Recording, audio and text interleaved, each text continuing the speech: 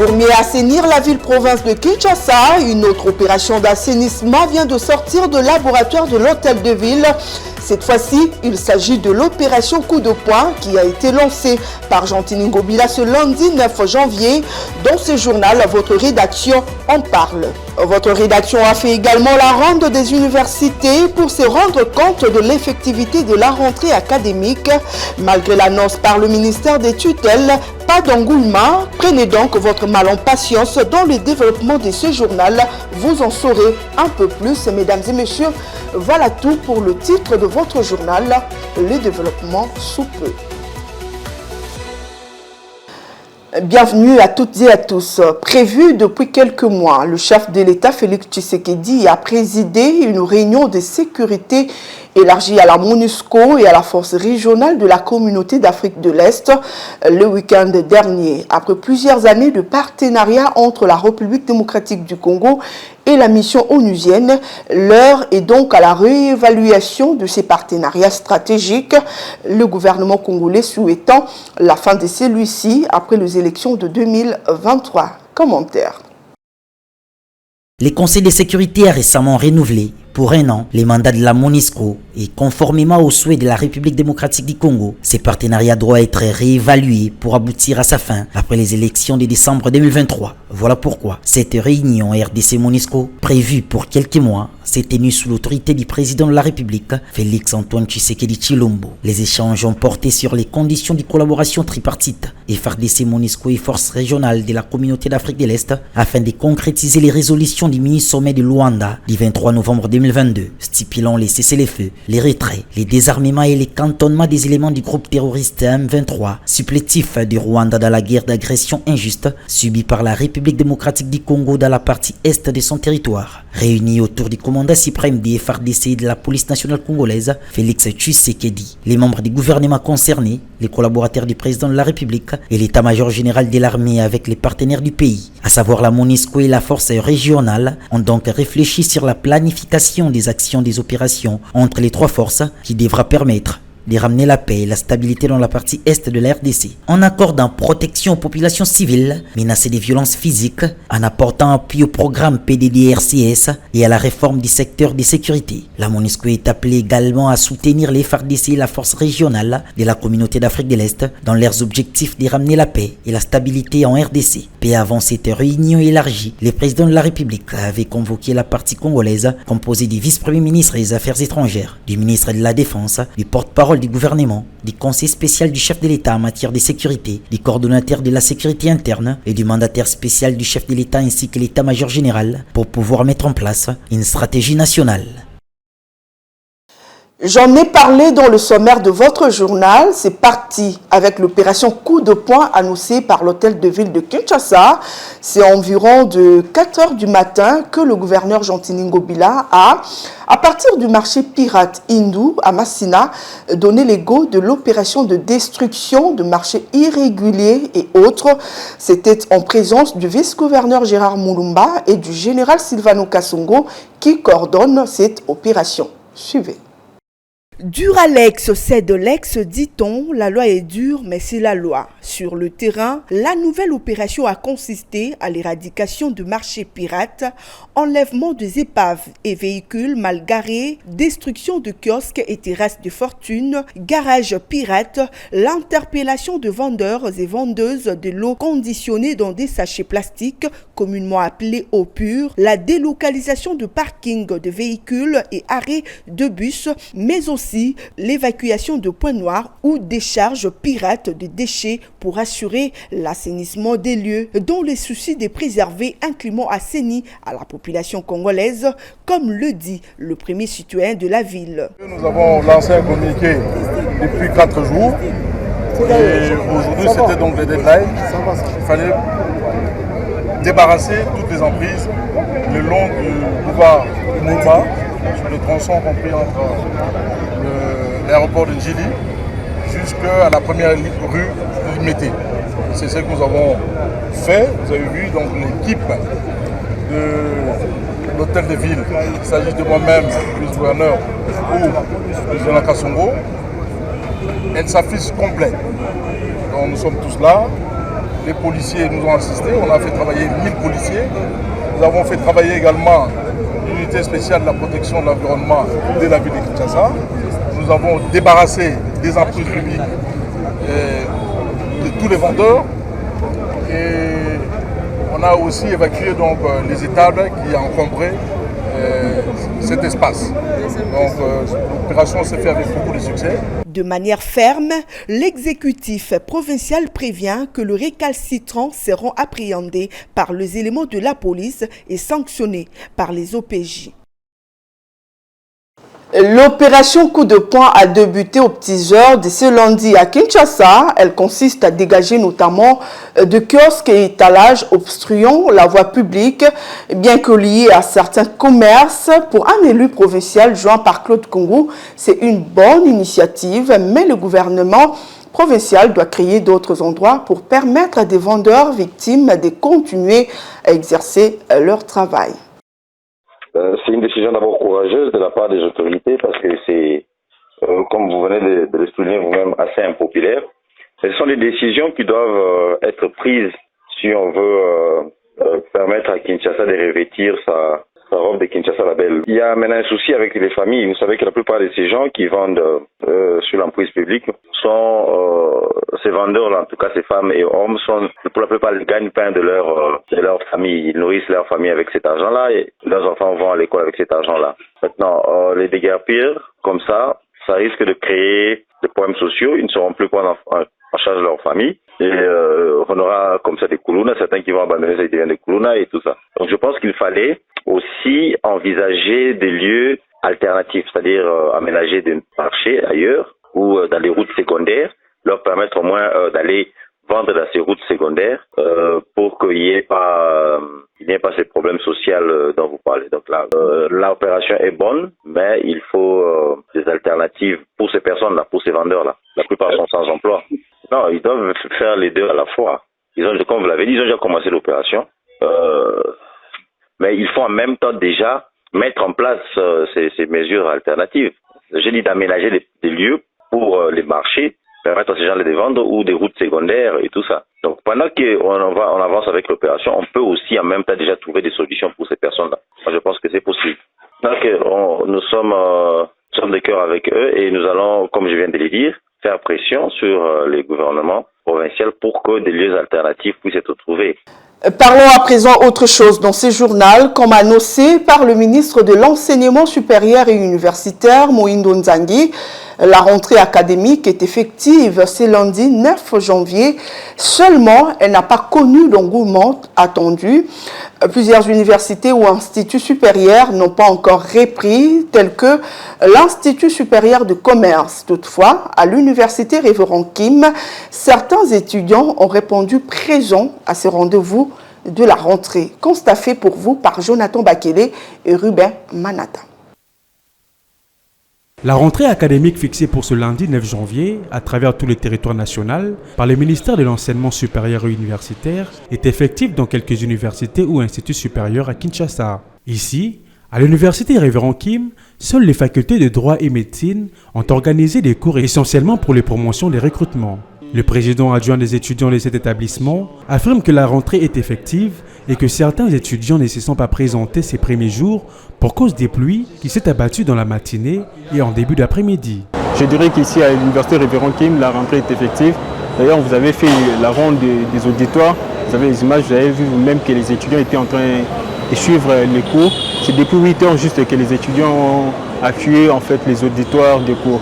La rentrée est bel et bien effective ici à l'université Révérend Kim. Je dirais par rapport au nombre des étudiants retenus, c'est vrai que ce qu'on a vu aujourd'hui, ce n'est pas vraiment le reflet des nombres des étudiants retenus. Et je crois que c'est dû à la météo. Avec la menace de la pluie qu'il y a eu les avant-midi, certains étudiants ont sûrement préféré attendre pour demain. Les frais académiques sont stables. D'ailleurs, même je dirais que dans certaines promotions, on a dû revoir à la baisse en fait certains frais académiques, notamment en première licence.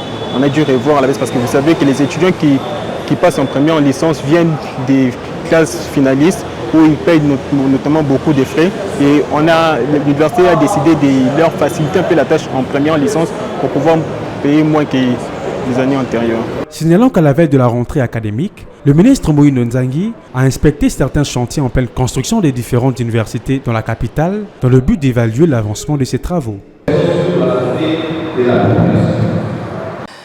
Un montant de 453 millions de dollars américains est nécessaire pour redonner la vie à la société minière des Bakwanga, MIBA. C'est ce qu'a indiqué la ministre du portefeuille Adel Kainda au cours d'un atelier axé sur la validation du plan de relance de la MIBA. C'était le week-end dernier. Le détail dans ses commentaires de Jonathan Bakele.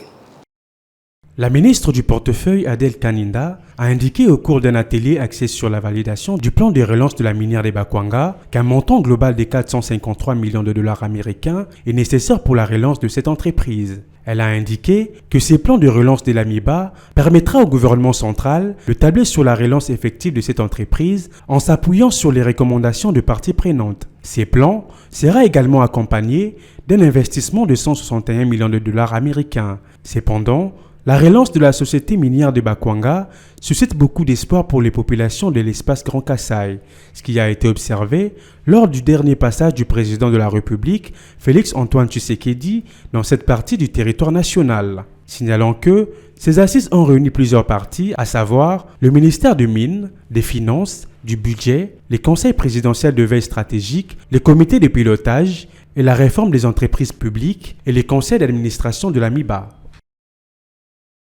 Où garder son argent en toute sécurité? La question revient ces derniers temps dans l'opinion congolaise au regard de certaines instabilités que rencontrent souvent les institutions bancaires du pays. Approché, un économiste estime que le meilleur moyen de garder en sécurité son argent, c'est de l'investir. Il le joint par Philo Chiloba. La meilleure manière pour garder son argent, il faut s'investir. Quand j'ai mes 1000 dollars, je le mets par exemple dans une banque. Ça ne me produit pas des intérêts. Quand on nous soutire l'argent dans les cartes, tu perds déjà tout. Même quand on t'enlève $1, tu perds déjà l'argent. Mais tu sais que je sais cibler par exemple une affaire. Lorsque j'introduis 1000 dollars, ça peut me rapporter 2000. Ça, je gagne. Donc la meilleure manière de garder son argent, il faut s'investir. Car l'investissement crée les richesses. Et c'est l'investissement même qui crée la croissance économique. La banque, l'État ne peut pas créer une banque pour concurrencer les banques étrangères. Mais il peut créer une banque pour mettre tout le monde à l'aise, et les étrangers et les nationaux. Donc l'État peut émettre une loi parce que la meilleure manière de créer une banque, c'est accompagner l'entrepreneur. Par exemple, quand quelqu'un veut s'investir et qu'il n'a pas l'argent, il peut prendre de l'argent à la banque lui accompagne pour qu'il puisse créer des richesses. Mais ce n'est pas le cas avec nos banques ici. Donc dans ce cas-là, l'État ne pouvait pas créer de banque. Mais l'État peut utiliser des nationaux qui sont crédibles, qui peuvent créer des banques pour accompagner par exemple le petit et moyen entreprise. C'est toujours dans le cadre d'investissement. Pour l'ensemble de l'année 2023, le gouvernement a prévu à travers son projet de loi des finances 2023 un montant de plus de 10 000 milliards de francs congolais pour les dépenses d'investissement. C'est ce qui représente un taux d'accroissement de plus de 45% comparativement à leur niveau au cours de l'exercice 2022. Suivez. Dans son projet de budget 2023, le gouvernement de la RDC a prévu pour les dépenses d'investissement un montant chiffré à 10 577,9 milliards de francs congolais, soit un taux d'accroissement de 45,8% par rapport à leur niveau de l'exercice 2022 et 37,8% des dépenses du budget général. Les dépenses d'investissement sont principalement axées sur les projets des secteurs sociaux et porteurs de croissance. L'investissement sur ressources propres représente 6 123,9 milliards de francs congolais, soit 21,9% des dépenses du budget général, et devant couvrir les projets du gouvernement central chiffrés à 1946,8 milliards de francs congolais, incluant les projets inscrits dans le programme du développement local des 145 territoires. La contrepartie du gouvernement d'un import des 150 milliards de francs congolais, les projets des provinces évalués à 2349,2 milliards de francs congolais, le fonds de péréquation chiffré à 1678 milliards de francs congolais, représentant 10% des recettes à caractère national. Pour l'exercice 2023, un accent particulier sera mis sur le financement des projets du développement dans les secteurs agricoles et dans le secteur rural. L'enveloppe de 40% de la quote-part des provinces dans les recettes à caractère national, hors rétrocession aux administrations financières et fonds de péréquation, est chiffrée à 6 712 milliards de francs congolais. Elle comprend les rémunérations transférées des 3 624,5 milliards de francs congolais, le transfert au titre de fonctionnement de 738,3 milliards de francs congolais et l'investissement des 2 349,2 milliards de francs congolais. Quant aux dépenses d'investissement sur ressources extérieures, elles se chiffrent à 4 453,9 milliards de francs congolais, représentant 15,9% des dépenses du budget général, soit un taux d'accroissement de 60,5% par rapport à son niveau du budget de l'exercice 2022. Le document du gouvernement note également que les principaux projets d'investissement, tant sur ressources propres qu'extérieures, programmés pour 2023, se focalisent essentiellement sur la mise en œuvre du programme de développement local à la base de 145 territoires. Estimé à 77 400 $ américains, le pick-up Mazda BT50 2023 est le grand prix remporté le samedi 7 janvier 2023 lors d'un tirage au sort du jet tombola dénommé Bisengo Agogo, organisé dans le but d'aider le sinistré de la grande pluie qui s'est abattue sur la capitale Kinshasa il y a peu. Juvette Mbelou en parle avec détail.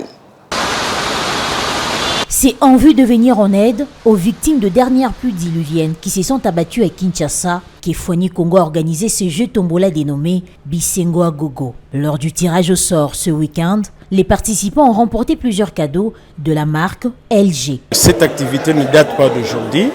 Nous avons maintenant 5 ans exécutifs que nous faisons cette activité et je pense que c'est au-delà même de 5 ans parce que mes prédécesseurs qui étaient là effectuaient déjà cette activité.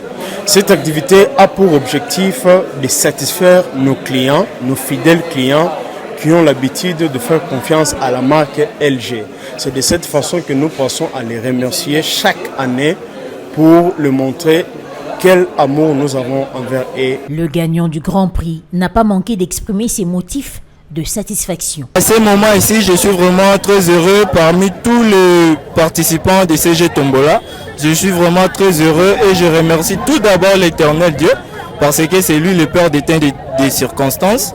Vraiment, je suis très heureux par cette circonstance que Foigny a organisé un jeu Tombola si formidable et aujourd'hui, je suis vraiment l'heureux gagnant. À noter que acheter les produits LG était la condition pour participer à ce jeu Tombola. On va prendre à présent la revue de presse avec Juvette Mbelou.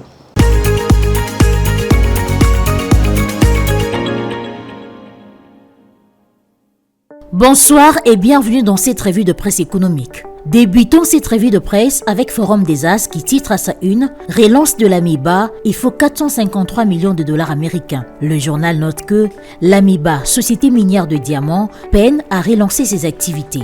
D'après les plans élaborés par le comité de pilotage de la réforme des entreprises du portefeuille de l'État, à la demande du gouvernement, il faut une enveloppe de 453 millions de dollars américains pour redresser la société minière des Bakwanga, presque en faillite. C'est ce qui ressort de l'atelier de restitution et de validation du plan de relance des 7 sociétés mixtes tenu le 6 janvier à Kinshasa. À en croire le confrère, sortir l'Amiba de son état comateux, c'est à quoi se sont attelées les différentes parties prenantes qu'un atelier a réuni à Kinshasa. Au terme de ce forum, un plan de relance de 453 millions de dollars américains à exécuter en 5 ans a été adopté et validé par les participants. Ce plan est accompagné d'un autre investissement de 161 millions de dollars américains à réaliser en 3 ans. Cette société minière d'extraction de diamants de Bakwanga a été pendant longtemps l'un des fleurons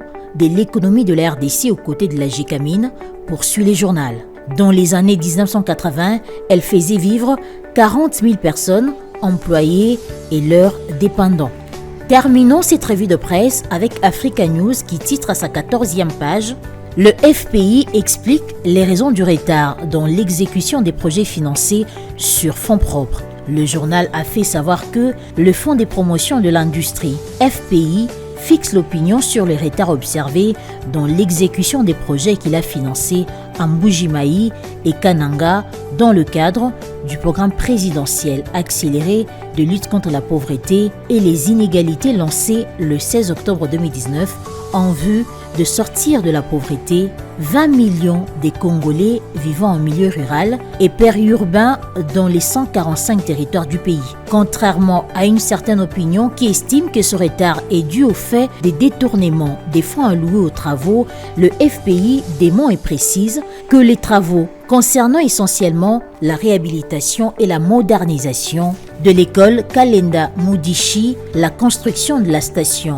photovoltaïque des Chipuka et la construction de la route Mbuji-Mayi-Kananga connaissent du retard à cause des faits endogènes liés à l'enclavement de la province du Kasaï oriental, mais aussi de la Société nationale de chemin de fer du Congo, SNCC, qui devrait acheminer les matériels et matériaux de Lubumbashi vers la ville de Mbuji-Mayi. Fin de cette revue de presse économique. Merci de l'avoir suivi.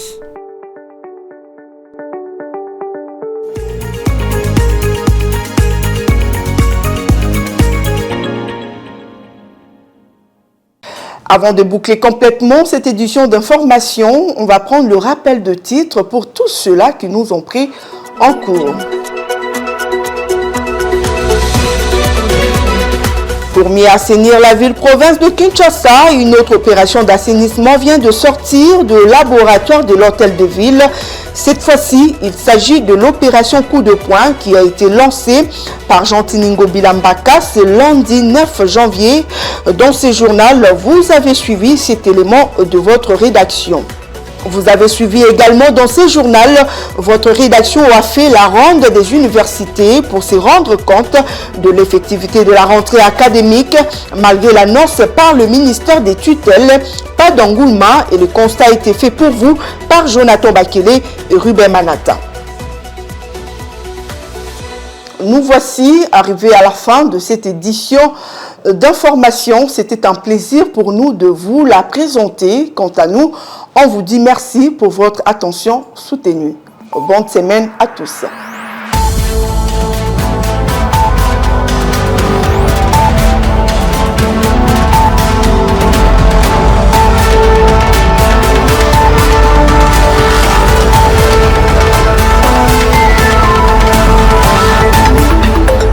Dans une sphère médiatique, essentiellement tournée vers des contenus généralistes, où l'originalité n'a plus sa place au chapitre, où le secteur de l'économie et finance, pourtant poumon d'un État, sombre dans les oubliettes, voici enfin Ecofin Télévision.